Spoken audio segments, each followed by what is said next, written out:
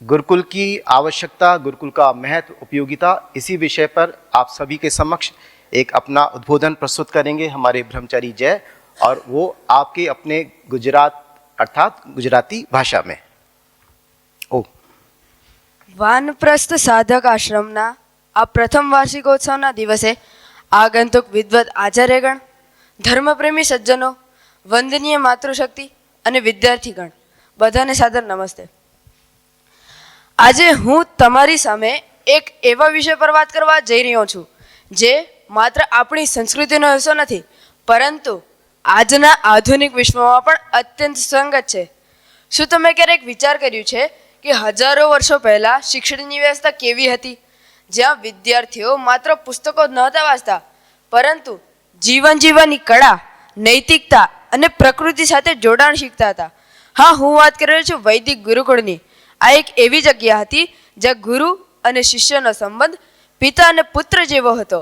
શિક્ષણ માત્ર ડિગ્રી મેળવવા માટે નહોતું, પરંતુ જીવનને સમૃદ્ધ અને અર્થપૂર્ણ બનાવવા માટે હતું।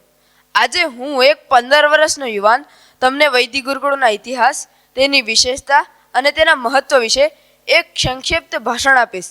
તો ચાલો આ સફર શરૂ કરીએ। સૌથી પહેલાં સમજીએ કે આખરે વૈદિક ગુરુકુળ છે શું।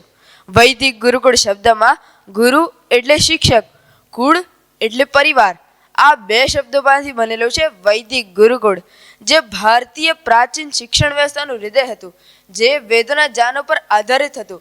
વૈદિક ગુરુકુળમાં શિષ્યો ગુરુઓના આશ્રમમાં રહેતા હતા અને માત્ર પુસ્તકીય જ્ઞાન નહીં, પરંતુ જીવનની કળા, નૈતિક મૂલ્યો, આધ્યાત્મિકતા અને સમાજ પ્રત્યેની જવાબદારી શીખતા હતા।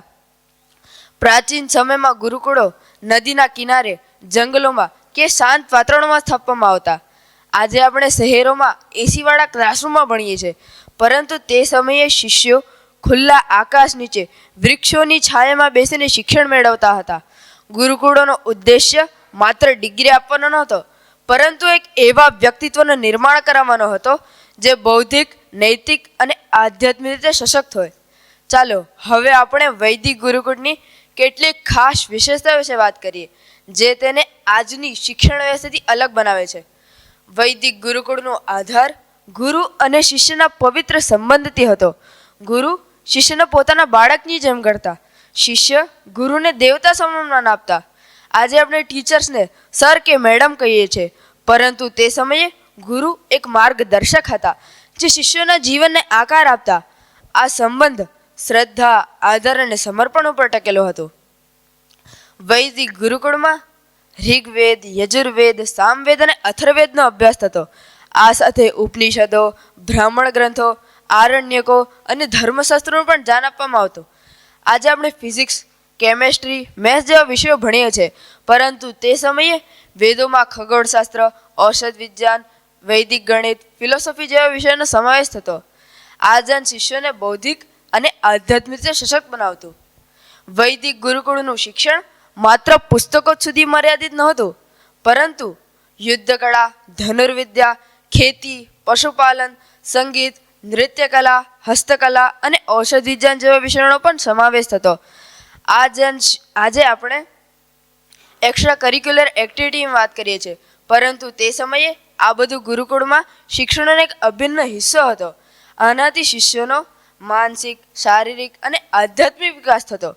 વૈદિક ગુરુકુળમાં શિષ્યો પોતાના રોજિંદા કામ, જેમ કે રસોઈ, સફાઈ, લાકડા એકઠા કરવા અને ગુરુની સેવા જાતે કરતા હતા।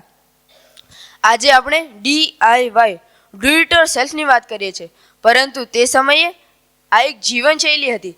આનાથી શિષ્યો આત્મનિર્ભર અને સાદગીભર્યું જીવન જીવવાનું શીખતા।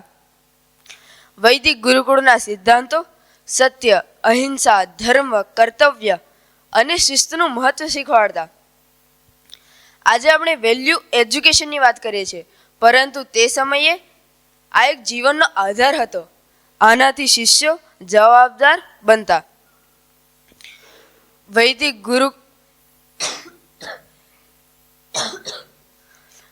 ગુરુકુળ પ્રાચીન સમયમાં નદીના કિનારે, જંગલોમાં સ્થાપવામાં આવતા। આજે આપણે ગો ગ્રીનની વાત કરીએ છીએ, પરંતુ તે સમયે શિષ્યો પ્રકૃતિની નજીક રહી પર્યાવરણને જાળવવાનું મહત્વ શીખતા। અને યોગ, ધ્યાન, પ્રાણાયામ તેમના જીવનનો હિસ્સો હતો. આ વૈદિક ગુરુકુળમાં શિષ્યોને મફત શિક્ષણ આપવામાં આવતું.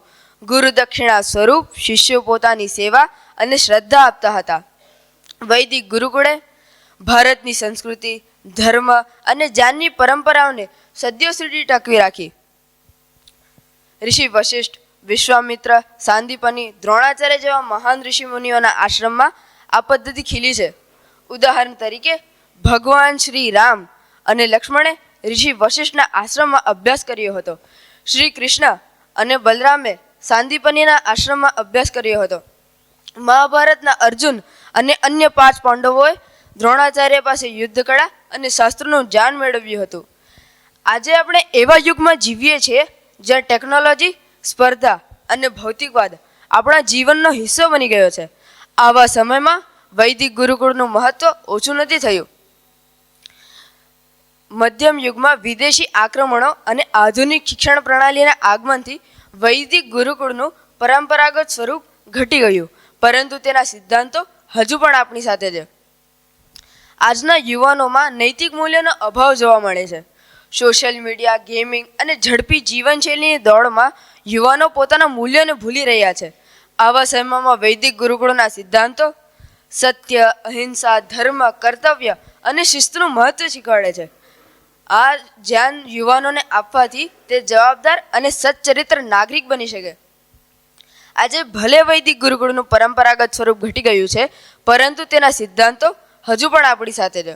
ભારતમાં ઘણી સંસ્થાઓ જેમ કે આર્ય સમાજ, આયુર્વેદ, યોગ આશ્રમો અને કેટલીક આધુનિક શાળાઓમાં આ પદ્ધતિ સમાવેશ કરી છે. ગુજરાતમાં ઉદાહરણ તરીકે વાનપ્રસ્થ સાધક આશ્રમ અને કેટલીક સંસ્થાઓ વેદોનું પઠન અને યોગને અને નૈતિક શિક્ષણને પ્રોત્સાહન આપે છે.